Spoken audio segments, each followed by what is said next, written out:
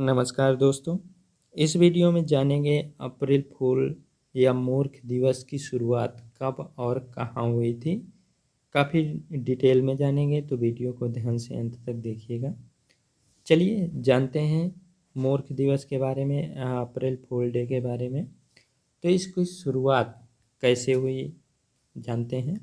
अप्रैल फूल की शुरुआत के बारे में स्पष्ट जानकारी उपलब्ध नहीं है, लेकिन विभिन्न देशों में मूर्ख दिवस की शुरुआत के बारे में अलग अलग अवधारणाएं प्रचलित हैं। ठीक है, तो अप्रैल फूल या मूर्ख दिवस कब शुरू हुआ इसकी स्पष्ट जानकारी नहीं है, लेकिन अगर विभिन्न देशों में, अलग अलग देशों में किस तरह से मनाया जाता है या किस तरह शुरुआत की गई है, ये अवधारणाएं प्रचलित हैं। इनमें से सबसे अधिक प्रचलित अवधारणा के मुताबिक प्राचीन काल में रोमन लोग अप्रैल में नववर्ष की शुरुआत करते थे, तो वहीं मध्यकालीन यूरोप में 25 मार्च को नववर्ष के उपलक्ष्य में एक उत्सव भी मनाया जाता था। ठीक है, सबसे प्रचलित जो अवधारणा है वो ये मानी जाती है कि प्राचीन काल में रोमन लोग अप्रैल में नए वर्ष की शुरुआत करते थे, और वहीं मध्यकालीन यूरोप में 25 मार्च को नववर्ष के उपलक्ष्य में एक उत्सव रखा जाता था। ठीक है, तो अब रोमन लोग अप्रैल में नववर्ष मनाते थे 25 मार्च को। मध्यकालीन यूरोप में मनाया जाता था नववर्ष के रूप में 25 मार्च को। ठीक है, लेकिन 1852 में पोप ग्रेगरी अष्टम ने ग्रेगरियन कैलेंडर, वर्तमान में जो मान्य है, की घोषणा की, जिसके आधार पर जनवरी से नए वर्ष की शुरुआत की गई। ठीक है, तो प्राचीन काल में रोमन लोग अप्रैल में नए वर्ष की शुरुआत करते थे। मध्यकालीन यूरोप में 25 मार्च से नववर्ष की शुरुआत होती थी, लेकिन 1852 में पोप ग्रेगरी अष्टम ने ग्रेगरियन कैलेंडर, जो वर्तमान में मान्य है कैलेंडर, उसकी घोषणा की, जिसके आधार पर, ठीक है, ग्रेगरियन कैलेंडर के आधार पर नया वर्ष कब मनाया जाने लगा? जनवरी से। ठीक है, फ्रांस द्वारा इस कैलेंडर को सबसे पहले स्वीकार किया था। तो ग्रेगरियन कैलेंडर को सबसे पहले फ्रांस ने स्वीकार किया, लेकिन जनश्रुति के अनुसार यूरोप में कई लोगों ने जहां इस कैलेंडर को स्वीकार नहीं किया था, तो वहीं कई लोगों को इसके बारे में जानकारी ही नहीं थी। ठीक है, जनश्रुतियों द्वारा या लोगों द्वारा यूरोप में ये कहा गया कि कुछ लोग इसे जो है स्वीकार नहीं किया, इस कैलेंडर को, ग्रेगरियन कैलेंडर को, और कुछ लोगों को इसके बारे में जानकारी ही नहीं थी। ठीक है, जिसके कारण नए कैलेंडर के आधार पर नववर्ष मनाने वाले लोग पुराने तरीके से अप्रैल में नववर्ष मनाने वाले लोगों को मूर्ख मनाने लगे, और तभी से अप्रैल फूल या मूर्ख दिवस का प्रचलन बढ़ता गया। ठीक है, तो जिन लोगों को इस ग्रेगरियन कैलेंडर के बारे में पता नहीं था, तो वो पुराने तरीके से अप्रैल में नववर्ष मनाते थे, नया वर्ष। ठीक है, न्यू ईयर। लेकिन जो न्यू ईयर अप्रैल में मनाते थे, उन्हें पता नहीं था इस कैलेंडर के बारे में। ठीक है, तो जो नववर्ष ग्रेगरियन कैलेंडर के आधार पर मनाते थे 1 जनवरी से, वो लोग इनको, जो अप्रैल में नववर्ष मनाते थे, उनको मूर्ख बनाने लगे। ठीक है, तभी से ये अप्रैल फूल या मूर्ख दिवस का प्रचलन शुरू हुआ। ठीक है, अब देखते हैं अप्रैल फूल से जुड़ी लोक कथाएं। पहली लोक कथा क्या है, पहला देखते हैं। बहुत समय पहले यूनान में मोक्सन नाम का एक मजाकिया राजा था। एक दिन उसने सपने में देखा कि किसी चींटी ने उसे जिंदा निगल लिया। जब सुबह उसकी नींद टूटी तो वह सपने को याद कर जोर जोर से हंसने लगा। ठीक है, तो कहा जाता है कि बहुत पहले यूनान में मोक्सन नाम का एक मजाकिया राजा था। उसने सपने में देखा कि किसी चींटी ने उसे जिंदा निगल लिया। जब सुबह उसकी आँख खुली तो जोर जोर से हंसने लगा उस सपने को याद करके। तब उसकी रानी ने जब उससे हंसने का कारण पूछा तो उसने बताया कि रात में मैंने सपना देखा कि एक चींटी ने मुझे जिंदा निगल लिया है। यह सुनकर रानी भी हंसने लगी। ठीक है। तभी एक ज्योतिष ने राजा से आकर कहा कि इस सपने का अर्थ है आज का दिन आप हंसी मजाक व ठिठोली के साथ व्यतीत करें। ठीक है। ज्योतिषी ने इस सपने का अर्थ क्या बताया कि आज का दिन आपका हंसी मजाक व ठिठोली के साथ व्यतीत करना चाहिए। ओके। उस दिन अप्रैल महीने की पहली तारीख थी। जिस दिन राजा मोक्सन ने ये सपना देखा तो अप्रैल महीने की पहली तारीख थी।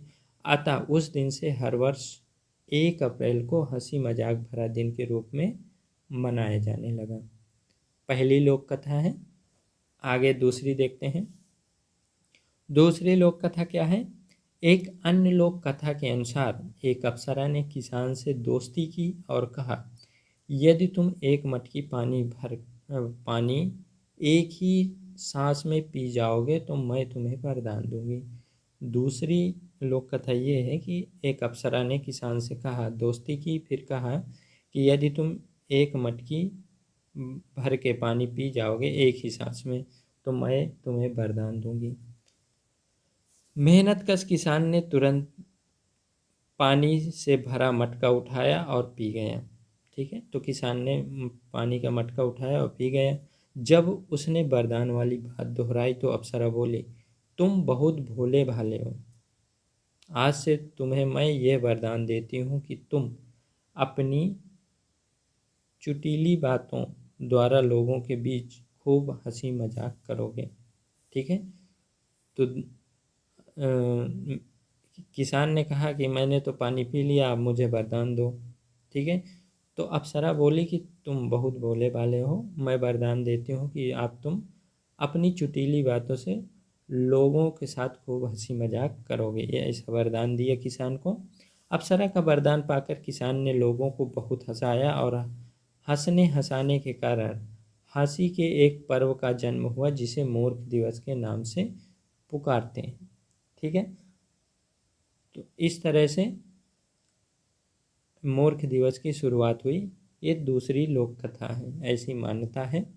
ठीक है। अगली लोक कथा के बारे में जानते हैं। अगली लोक कथा है, किसी समय स्पेन का राजा माउंटोबेर था। ठीक है। कभी माउंटोबेर नाम का राजा था स्पेन में। एक दिन उन्होंने घोषणा कराई कि जो सबसे सच्चा झूठ लिख कर लाएगा उसे इनाम दिया जाएगा। ठीक है। जो सबसे सच्चा झूठ लिख के लाएगा उसे इनाम दिया जाएगा। प्रतियोगिता के दिन राजा के पास सच्चे झूठ के हजारों खत पहुंचे, लेकिन राजा किसी के खत से संतुष्ट नहीं हुआ। ठीक है। तो माउंटोबेर ने प्रतियोगिता कराई कि सच्चा झूठ, जो सबसे सच्चा झूठ लिख के लाएगा उसे इनाम दिया जाएगा। लेकिन कई सारे खत आए प्रतियोगिता में, लेकिन राजा किसी भी खत से संतुष्ट नहीं हुआ। अंत में एक लड़की ने आकर कहा, महाराज मैं गूंगी और अंधी हूँ। यह सुनकर राजा चकराया और पूछा, तुम्हारे पास क्या सबूत है कि तुम सचमुच अंधी हो? तब उस लड़की ने बताया कि महल के सामने जो पेड़ लगा है वह आपको दिखाई दे रहा है, लेकिन मुझे दिखाई नहीं दे रहा है। ठीक है। इस बात पर राजा खूब हंसा। उसने लड़की को झूठे मजाक का इनाम दिया और प्रजा के बीच घोषणा करवाई कि अब हम हर वर्ष 1 अप्रैल को मूर्ख दिवस के रूप में मनाएंगे। तब से यह परंपरा चली आ रही है। ठीक है। तो तीसरी लोक कथा ये है कि काफ़ी समय पहले कभी जो है स्पेन में राजा माउंटोबेर थे। उन्होंने सबसे सच्चा झूठ लिख कर लाने का प्रतियोगिता कराई, लेकिन जितने भी खत आए उनसे संतुष्ट नहीं हुआ। अंत में एक लड़की ने कहा कि मैं कहा, महाराज मैं गूंगी और अंधी हूँ। राजा ने पूछा कि इसे साबित करो, किस तरह करोगी? तो लड़की ने कहा लड़की ने कहा कि महल के सामने जो पेड़ है वो आपको दिखाई दे रहा है, लेकिन मुझे दिखाई नहीं दे रहा है। इस बात पर राजा को हंसी आई। उस दिन से 1 अप्रैल को मूर्ख दिवस के रूप में मनाया जाने लगा। अब देखते हैं चौथी लोक कथा क्या कहती है मूर्ख दिवस के बारे में। ईसा पूर्व एथेंस नगर में 4 मित्र रहते थे। इनमें से एक अपने को बहुत बुद्धिमान समझता था और दूसरों को नीचा दिखाने के लिए उसको नीचा दिखाने में बहुत मज़ा आता था उसको। ठीक है, तो ईसा पूर्व में एथेंस में 4 मित्र रहते थे। ठीक है,